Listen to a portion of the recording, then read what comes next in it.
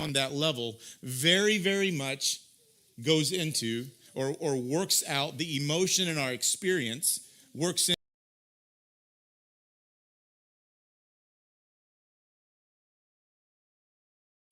you to mourn. I'm blessing you. As you hear the teaching and you say, I do not have what it takes. I cannot do this on my own. Poor in spirit. Jesus blesses you in that. So these are almost like the what we say, I have to lay some foundation first. Jesus is laying some foundation saying, I'm going to teach some things. And as I'm teaching them, you're going to wonder how this is going to work out. And there's something that's going to rise up inside of you, and it's okay. And as you live this out, there's things that are going to happen to you, and I'm blessing you in the interactions that you have. You're going to come into situations where you are going to have the power to do something about it. You are going to see something is going to happen between you and someone else, and if you engage your power, you can back that person into a corner. You can show them how unfair things are. You can expose the weakness in the argument, but you're going to control that power because the meek are blessed in this kingdom. So as we're going through this, I hope your Monday to Saturday life fits into what Jesus is saying as these things rise up inside of you. You're blessed if you're a disciple of him and if you're following his ways. So the title of the message today is Countercultural. What the dictionary says is the definition of countercultural is a way of life and a set of attitudes opposed to or at variance with the prevailing social norm. Now, as I'm reading this, I'm going to make a political statement. It doesn't matter what side of the aisle you're on. You look at this and you say, oh, yes. Yes, sir. Social norms, things are happening. I have no issue. This countercultural idea doesn't really start to ruffle our feathers very much because all of us naturally, our natural person, we want to stand for what we think is right. But what Jesus starts to teach doesn't matter what side of the aisle you're on politically. It doesn't matter. We can very easily interpret this into my own set of values, but Jesus doesn't give his disciples or us the ability to determine what your values are. He says, I have a set of values. And we are going to interpret what countercultural looks like, what the social norms are through my lens. So, I want us to see how what Jesus is teaching was countercultural to the people back then, and it is intensely countercultural in our society as well for probably the last 2 or 3 years. And I'm just going to put some jet fuel on the fire and and just kind of get us thinking in the right context. I had a pastor friend of mine that their church went through some really, really hard things. And just when they got out of that, COVID hit. And then you have all of the madness around vaccines and masks, madness on both sides. Whatever your, it was very polarizing, whatever your viewpoints were. And he said, we handled this other stuff, but I don't know if we can handle COVID. And so when we start talking about culture and values, it's easy to take it to a surface level, but what Jesus is talking about is saying there's a whole different way to engage all of this. No matter which side of the aisle they're on, their values that I'm taking for granted or that I'm teaching that you're going to put in place. And as you put these things in place, you're going to come up against people that have differing values. And this is how you're going to engage them. So this is a story, and the end of this message is going to end us right back to Matthew 1. So we're going to set the tone here. And what I want for us today, the point of this today is to see how easily it is to over-spiritualize the calling or the countercultural idea without seeing how ingrained it is in me to force my way or my viewpoints. So we're very familiar with this passage. This is where Jesus is walking along with his disciples. And he asks his disciples, who do people say that I am? And they said, some say you're Jeremiah or one of the prophets. And he says, who do you say that I am? And Peter says, you're the Christ. And then Jesus says this. Jesus replied, blessed are you, Simon, son of Jonah, for this was not revealed to you by flesh and blood, but my Father in heaven. I tell you that you are Peter, and on this rock I will build my church, and the gates of hell will not prevail against it. So let me make a statement here. The church of Jesus is not fragile. We're not in danger of losing the church. This is an eternal. The church is eternal. Of governments will rise and fall. The church will not rise and fall. The church will last. Jesus' vision isn't going away. We may be in danger of losing a country. And for Americans, that's a whole different feeling to us than to some of our brothers and sisters who are in the Middle East. We may be in danger of losing a country. What does it feel like? We have a country that we love. Maybe they not so much. Jesus says, hang on a second, you're not losing your country. Your country isn't here. Your country is not here. There's a whole new kingdom that plays a much longer game than just winning the day. Much longer game. On this rock, I will build my church, and the gates of hell will not prevail against it. We use this type of language here, where when gates are defensive. The church is going to be bringing something aggressively or offensively, and hell's going to see it and say, uh-oh, and going to shut the gates. It's not the other way around. It's not hell's doing something, and the church says, uh-oh, and shuts the gate. Jesus teaches, and what we're going to look into Matthew 5 is some of the most aggressive, not one bit passive, not at all passive, in a way to engage a corrupt and horrible and cruel, oppressive government. Jesus says, it's not passive. I'll show you the way that we're going to do this. And he goes on. Then Jesus said to his disciples, this is a few minutes later. Now, if I'm talking about being a part of something that's like storming the gates of hell, I'm in. I'm just in. I made this, movie scenes come to our minds where people are going to die, but they're about a bigger cause, and we're like, I want to be involved in something like that, and we are all in on this, right? So it's like, first part of Hebrews 11, conquering armies, conquering lions, things like that. We're in on that stuff. Jesus keeps on going, same chapter. Then Jesus said to his disciples, whoever wants to be my disciple must deny themselves, and take up their cross and follow me. He talks about storming the gates of hell. He talks about building his church. And then he says, to build the church, it is going to be with people that say, I think I have a way. I think I know the way this is supposed to work.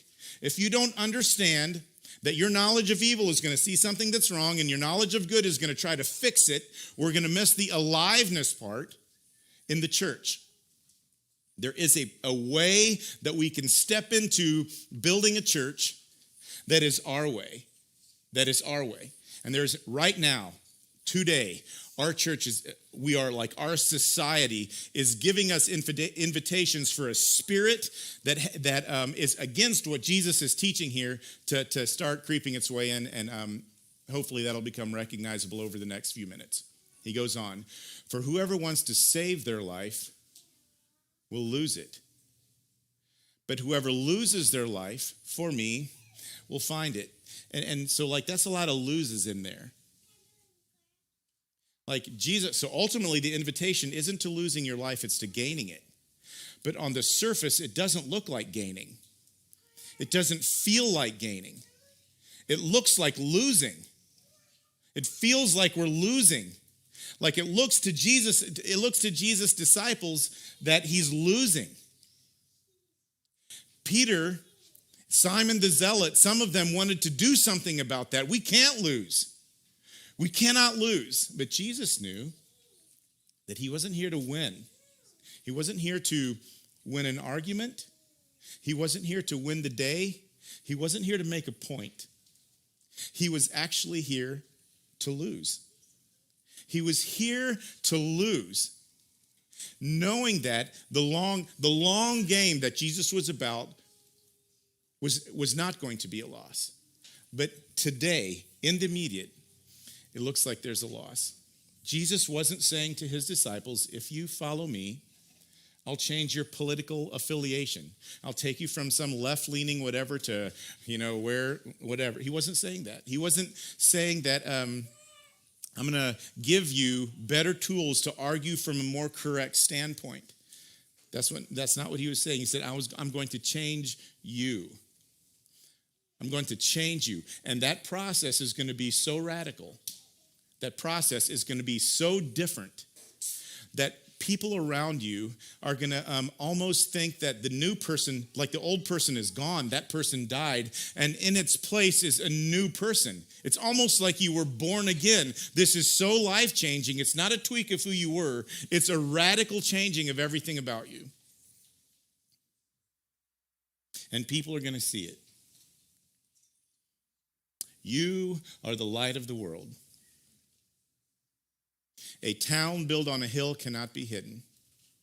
Neither do people light a lamp and put it under a bowl. Instead, they put it on its stand, and it gives light to everyone in the house. In the same way, just like that, let your light shine before others, that they may see your good deeds. Not because you're so awesome, but so that glorifies your Father in heaven. So we're in on that. I am. In my heart, I want Jesus to be made, to look worthy.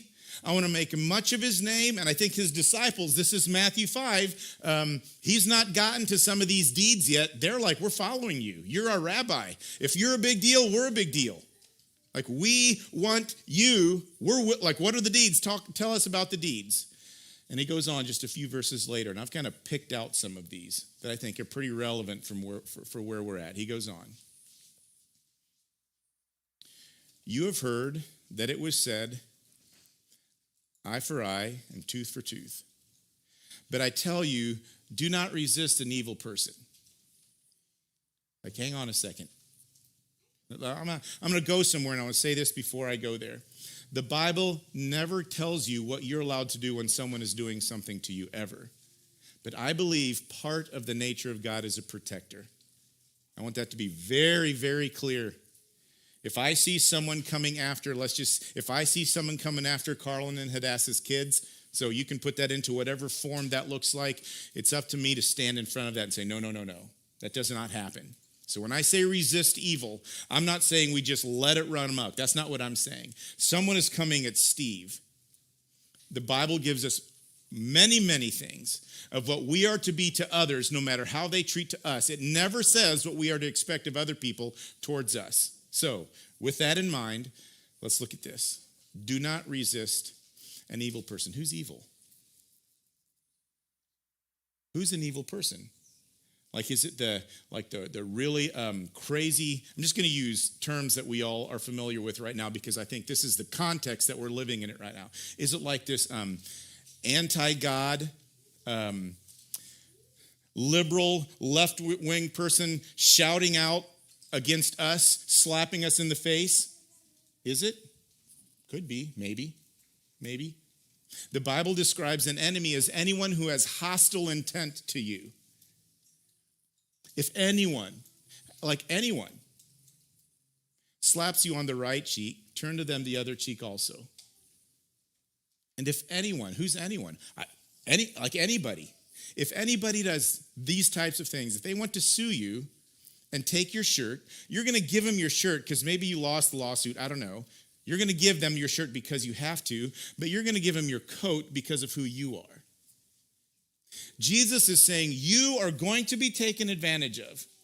You're going to be mistreated by people close to you. You're going to be mistreated by people far away from you. And unless you understand what denying yourself looks like, you're going to have things that come up inside of you that tell you how to fix this. And it's not Jesus' way. If anyone wants to sue you and take your shirt, hand over your coat as well. And as I'm reading this, there is something in Southern Baptist Bible Belt theology that says, what in the passive whatever is going on? It does. There is something that we have to do with that conversation inside of us and with that conversation for others. And I hope that as we go through some of this over the next few weeks, that we don't hear passive when we hear these things. This teaching overthrew the most powerful government in the world at the time, Rome. It overthrew it. And Jesus said, when Peter, Simon the Zealot, the disciple says, you have to do something about this. Jesus said, I am. I am doing something about it. And I don't think that Jesus' plan was lamer than what my plan would be. It works. He goes on. If anyone forces you to go 1 mile, go with them 2 miles. We know this story as well. We know exactly what he's talking about here. There was a law that the Romans, the government, could come to Jewish people and demand that they carry their bag for a mile. And Jesus was saying, when someone forces you to go 1 mile, you know the illustration. We're going to Walmart. Government person says, you're going to do this. They have no right. They have law, but they don't have a right to ask us to do this. You're going to do it for the first mile because of who they are. And then you're going to do it the second mile because of who you are. And all of a sudden, there's something inside of us that starts to like, that's not the way things are supposed to be. And Jesus is like, it's upside down. It's something totally different. It is something totally different. And this type of teaching connects very, very much with your worldviews and with what you look at and how you process things from Monday to Saturday. This isn't just Sunday morning teaching. This is Jesus saying, this is the way that we live when a soldier, when a government representative, that's what this is talking about here. You're going to do what they say, and then you're going to do more than what they say because of who you are. It's going to feel like I'm losing. It's going to feel like I'm losing. And this way of life is going to make you feel like mourning, and Jesus is going to bless that here after a bit. Give to the one who asks you, and do not turn away from the one who wants to borrow from you. This was very, very deep for them. For us, it's just kind of annoying. But for them, there was something that was called the year of Jubilee, and every 50 years, debts were forgiven and property was restored. And so as we're getting close to that, I'm like, nah, probably not going to loan this out because like in 2 years, this is going to have to be forgiven. So this was much deeper than where we take it here. But this can be as simple as saying, I've got something and you need it. And it's pretty new. And I would just as soon you not know that we have like 8 kayaks. Because if you know that, you may actually ask us to use them when you want to go on a float. Like, is it allowed? Is Jesus allowed to get that practical? Like, I just bought this and it's pretty nice. Like, do not turn away from the one who wants to borrow from you. It starts to deal with things deep. It's not just justifying when we want to own something. It starts to going into the motives of why. Why? You have heard that it was said, love your neighbor and hate your enemy. Don't over-spiritualize enemy. Anyone who has hostile intent. That can be pretty close to you sometimes. Love your neighbor and hate your enemy. But I tell you, love your enemies and pray for those who persecute you, that you may be children of your Father in heaven. I love this. Jesus is saying these things that we're talking about, when your Father in heaven sees that, he says, those are my kids. Like you have the DNA of your Father inside of you. And I don't know if you've ever, as your kids are getting older, and maybe you felt this already, when someone comes up to you after a basketball game for me and says, hey, that number 11, 22, 34, those your kids? Yeah, they're my kids. Oh, you're like, those are my kids. God says, when you do these things, you have my DNA. He causes his sun to rise on the evil and the good, and he sends rain on the righteous and the unrighteous. If you love those who love you, what reward will you get? Are not even the tax collectors doing that? Like if you love like your family, when they just applaud you all the time and say, way to go, you're seeking after Jesus, way to go. Like if you love the people who are your fans, everybody does that. Everybody does that. And if you greet, so the greet is not just say, hey, hello. Their greeting was a wish of peace, shalom. It was saying peace on you. If you wish peace only on your own people, what are you doing more than others? Do not even pagans do that. And this whole idea of serving people, of stepping into this difficult life, Paul picks it up in 1 Corinthians 9. He says this, though I am free and belong to no one, I have made myself a slave to everyone. This is repulsive language for them. They are looking to be freed from this type of thing. They know exactly what Paul is talking about by being a slave to everyone. Like everyone? Like in our context, who's everyone? Your neighbor? Like your wacky neighbor who has like all the weird flags flying neighbor? Yeah. Yep. Maybe especially to them. Though I am free and belong to no one, I have made myself a slave to everyone, but there's always a reason why. God doesn't just ask us to do things because they're unhandy. To win as many as possible. Paul says, I will do whatever I need to do because he understood what Jesus was teaching is that I'm not here to win. I'm not here to win the argument. I'm not here to win the day. I'm not here to win the political party. I'm not here to win the election. I am here to win as many as possible. He goes on. To the Jews, I become like a Jew to win the Jews. To those under the law, I became like one under the law, though I myself am not under the law, so as to win those under the law. To those not having the law, I became like one not having the law, though I am not free from God's law, but am under Christ's law, so as to win those not having the law. To the weak, I became weak to win the weak. I have become all things to all people. Like, can you take a stand for something, Paul? Like, wishy-washy, figure it out. Whose side are you even on?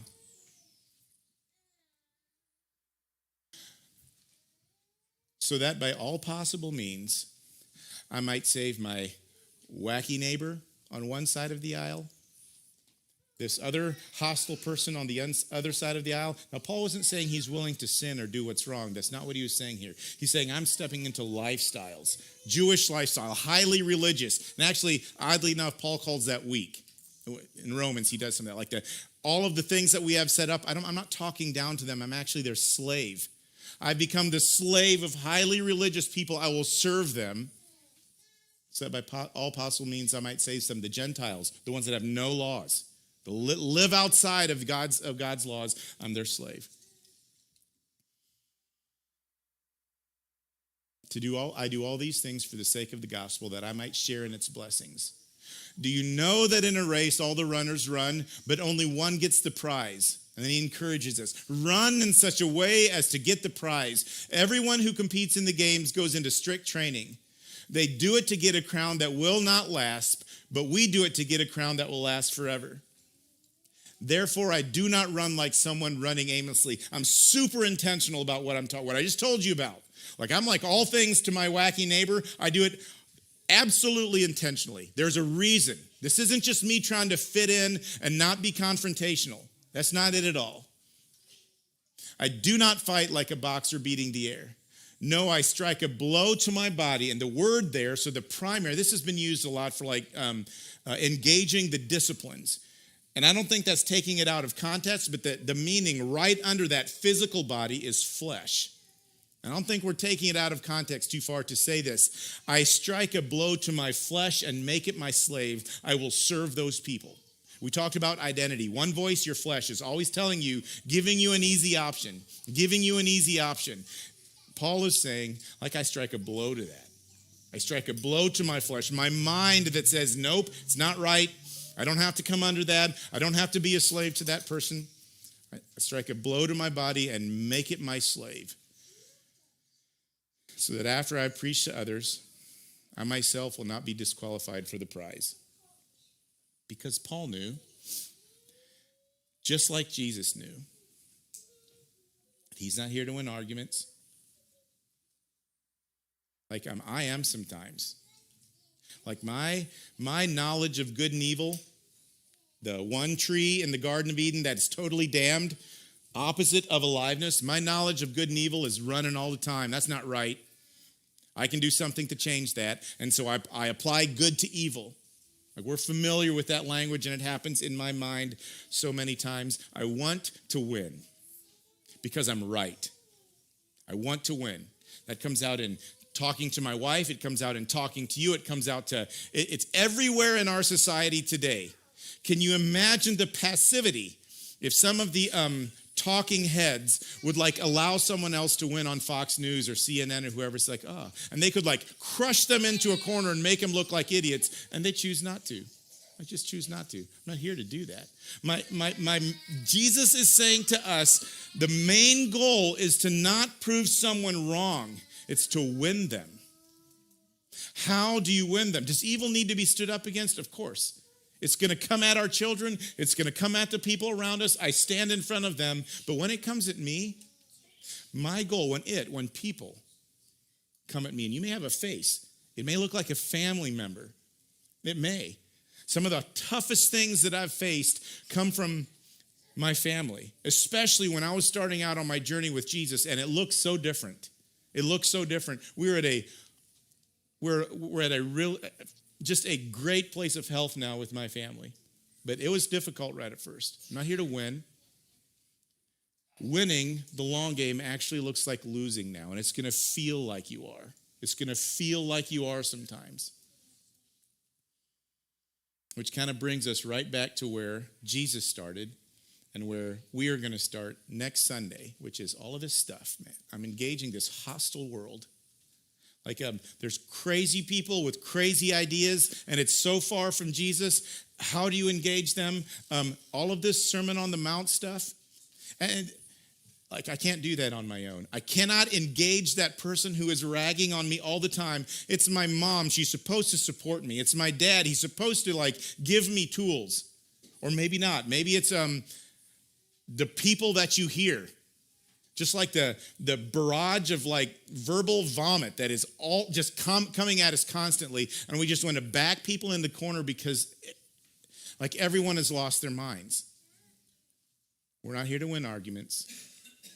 We're here to win people. And what Jesus does is the most aggressive way of accomplishing his plans, which is turning enemies into friends. And it is absolutely countercultural. It was to them, and it's to us here today, because it's not a Jew or a Gentile or a Democrat or Republican or liberal or conservative issue. It's a human issue. I want to win. I want to be right. And when it feels like we're not winning, there's loss. And when it feels like we're not winning, and when people are coming at us, I just want things to be right. I want things to be the way that they're supposed to be. And next Sunday, Jesus starts it out with blessed. Like blessed. Like there it is. Like I love that. That's what I like, the word blessed. When I'm blessing my kids, I'm like, that's it right there. Like right there. There it is.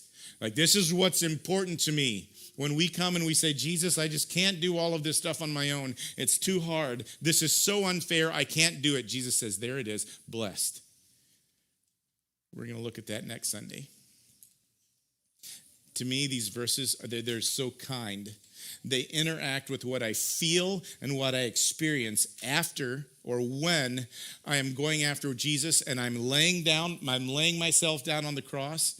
And I'm saying, and I understand that, first of all, if I don't do that, I'm going to come up with all of my own ways to storm the gates of hell and put people in their place and stand up for my rights and say no and all this kind of stuff. And it's not Jesus' way.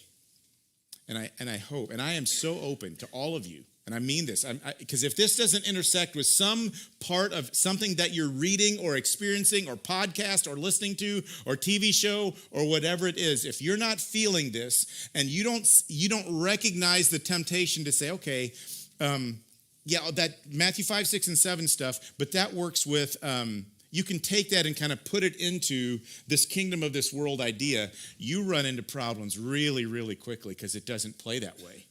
Just doesn't play that way. Jesus is coming and setting up an entirely different kingdom that kind of has a blind eye to which side of the aisle you're on. Absolutely stands for truth. Absolutely stands for truth, but isn't here about winning the election, isn't here about winning the day, isn't here about winning the argument. He's here, praise Jesus, to win you. And there was a time where my heart was far from him.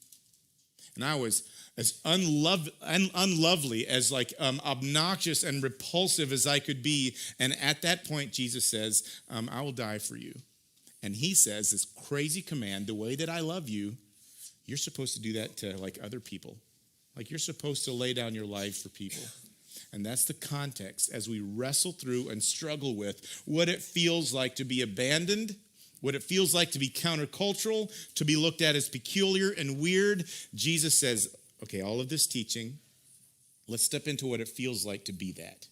And he starts out with blessed. We're going to pick that up next Sunday. Let's pray, and then we'll dismiss the kids.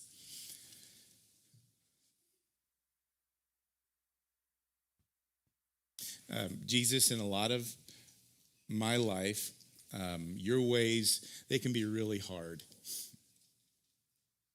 They can be. They just ask. They demand that I not control outcomes. It just goes totally against the things that are easy to me, which is to fight back. It's to win. I don't like to lose.